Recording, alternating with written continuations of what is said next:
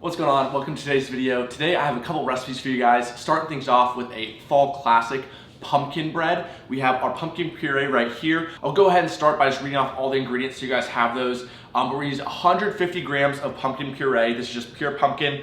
This is actually the Kroger brand, so anything canned pumpkin. We're gonna use 72 grams of flour right here. We're gonna use 2 scoops of a whey protein. I'm using transparent Laos, but whatever protein you have should work.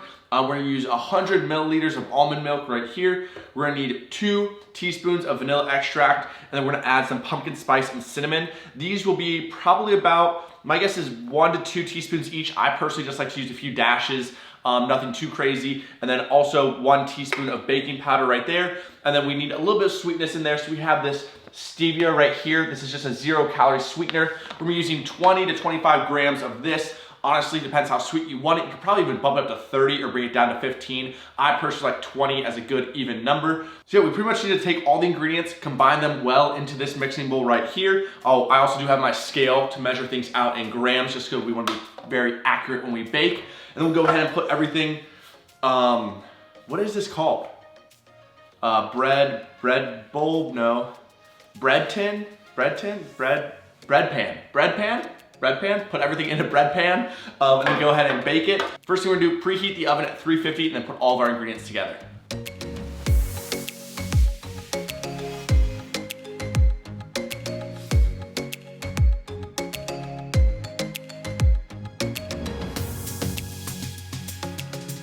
Alrighty, and here we have our pumpkin bread batter right there. It's relatively thick, but not too thick. I really don't know though the exact, what you would call this consistency. I guess kind of, yeah, I don't know, batter. But yeah, we're gonna go ahead and now we need to spray our bread pan, is that what we called it? Yeah, bread pan with some non-sticks. We got our non-stick right here. Boom, boom. I'm gonna spray this over the sink and we just wanna get fully coated.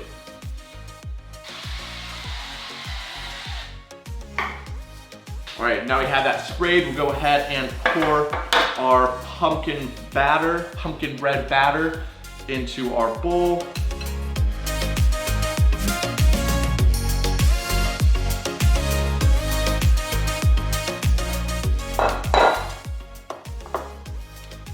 And then this will go in the oven at 350 degrees for about 20 to 25 minutes. Alrighty, and about 20 minutes later, we're gonna go ahead and do the old toothpick test. So essentially what we're doing is we're gonna pull the bread out, go ahead, put our toothpick right in the middle. If it comes out clean, it's probably done. If there's still a little goo in there, that means it's still cooking in the middle. So we'll go ahead and check real quick. Alrighty, so that's actually looking pretty good. It looks done on the outside. We'll go ahead and do the toothpick test. Oops.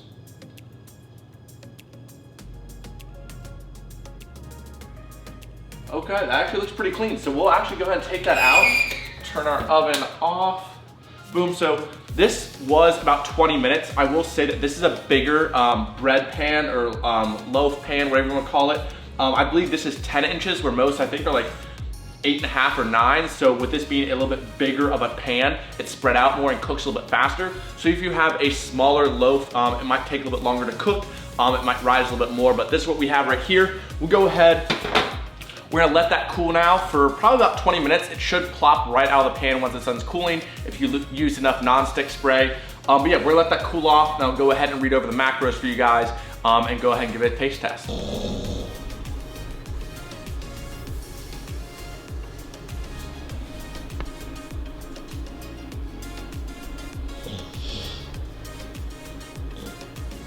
All right, and about 20 minutes later, we have let the pumpkin bread now cool down a little bit. But real quick, I'll go over the macros for the entire loaf. It comes out to be 622 calories, 99 grams of carbs, 6 grams of fat, and 57 grams of protein. And then per slice, so I think you can probably cut this, I have it cut into basically 4 and another half, so 8 slices. You could do 7 or 8, but my goal was to keep it under 100 calories a slice. And at 8 slices, it comes out to be 78 calories. That is 12 grams of carbs, only 1 gram of fat, and 7 grams of protein. I know it looks a little sad, it didn't rise a ton, but there are 2 options. So one, my loaf pan is 10 inches, so if you have an 8 or 9 inch loaf pan, it'll be a little bit more condensed and it will rise a little bit more and be a little bit bigger. Also, if you wanna go ahead and make a bigger loaf, I basically wanted to keep this to a lower calorie loaf just because it's myself right now. My parents probably aren't going to eat this. If my siblings were home, I was going to take this to an event or whatever it was. I'd probably double the ingredients and go ahead and make a much bigger loaf, but then also double the calories per slice, and my goal is to keep it under 100 calories per slice. But yeah, so you can either increase the ingredients in your loaf pan, or if you have a smaller loaf pan, it'll rise a bit more, but it will have to cook a little bit longer as well. So just make note of that. But yeah, we have our slices right here. Once again, these actually look pretty nice. Smells good. I kind of gave you guys a close up, but once again, looks really good, looks moist. We'll go ahead and break into this bad boy real quick. It is still a little warm, but no big deal. Honestly, it probably tastes better warm anyways. Soft, moist, pumpkin-y. That was good. Also, I think a really good topping for this would be my like sugar free syrup and Greek yogurt frosting. So unfortunately, I don't have any vanilla. I literally, in my fridge, I have peach, I have strawberry, I have blueberry Greek yogurts, but I don't have any vanilla. If I had vanilla, I would go ahead and mix up, I think it's, I might mess this up, but I think it's 30 grams of sugar-free syrup and 50 grams of Greek yogurt. Go ahead and mix that up, put it in your fridge, and go ahead and top it with this. It's like a frosting. I think that would actually be phenomenal on this. It would be delicious. It would add a little bit of sweetness, and it would kind of balance out the pumpkin with a little bit of vanilla kind of frosting. But this is really good. I like this. And also we have some tea on the side because, you know, your boy has some fall sinus congestion, so tea always helps that out. Real quick, I'm gonna finish this last slice and we're gonna feed the beast. All right. Come here. Right here. Turn. All right, stay. All right, let's make sure you guys can see here. So we've been working on improving our distance on our catches, but I also want to make sure that you guys can see everything. So we have our little piece of pumpkin right here. Let's see an amazing catch. Ready? Nice, let's go. What do you think? Huh? What do you think? Good? All right, but real quick, all right, we went over the macros, the ingredients, some changes you can make if you want to increase the actual volume of the pumpkin bread, increase the calories. Yeah, without further ado, I'll see you guys in the next recipe. And we're back with the second recipe of the video. We are gonna be making some protein banana bread, as you can see right here. So I'll read off the ingredients real quick, just like before, and then we'll actually kind of put everything together. We're gonna need 2 ripe bananas. These could be a little bit riper, honestly. You guys can kind of take a look right there. They are ripe, but they could be riper. It's just add a little bit more sweetness, but we do have some brown sugar substitute that we'll be adding. We also need 200 grams of flour. This is just all-purpose flour right here. You could use self-rising and you don't need the baking soda, or sorry, the baking powder, but we just have all-purpose flour right there. We're gonna need 50 grams of almond flour right here. Boom. We're also gonna need some protein, so we have 2 scoops of Transparent Labs or any whey protein. Go with vanilla if you have it. We also need some vanilla extract, 1 or 2 teaspoons of that. We'll need some cinnamon. I like to go 2 teaspoons of cinnamon. We're gonna use 1 teaspoon of baking powder. We also have some apple cider vinegar. Any vinegar works, just 1 teaspoon. It helps the bread really rise and reacts with the baking powder. We also have some brown sugar substitute. So this is just Swerve, the ultimate sugar replacement right there. And this, we're gonna go ahead and use half a cup. And then yeah, we're gonna need a little bit of almond milk as well. Let's see, we need 1 cup of almond milk. So without further ado, we're gonna go ahead, and some chocolate chips. These are completely optional. You can have chocolate chips, walnuts, any kind of nut, but we're gonna add 3 tablespoons of chocolate chips at the end. But yeah, we're gonna go, that is completely optional as well. Don't need to have that. But we will go ahead and first we're gonna mash the bananas, get all of our ingredients there, mix it really well. Also the oven is preheated at 350, so make sure you do that. But yeah, we need to make our batter, put in the oven, and wait about 45 to 50 minutes. But first things first, let's go ahead and mash our bananas up, and then we'll get the rest of the ingredients measured out in here.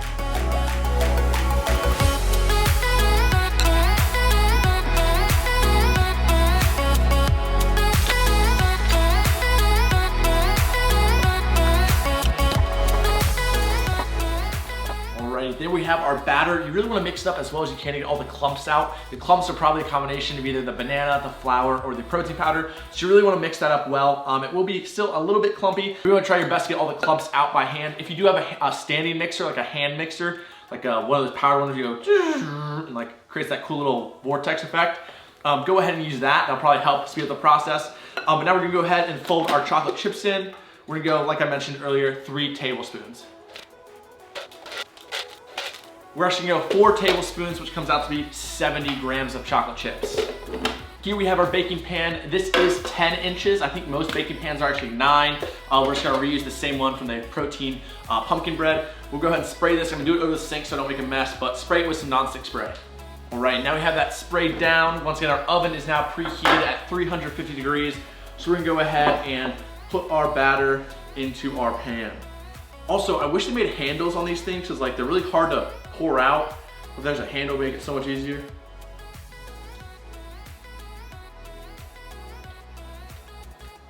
And get every last bit of the batter, chocolate chips, because we're counting all of it towards the macros.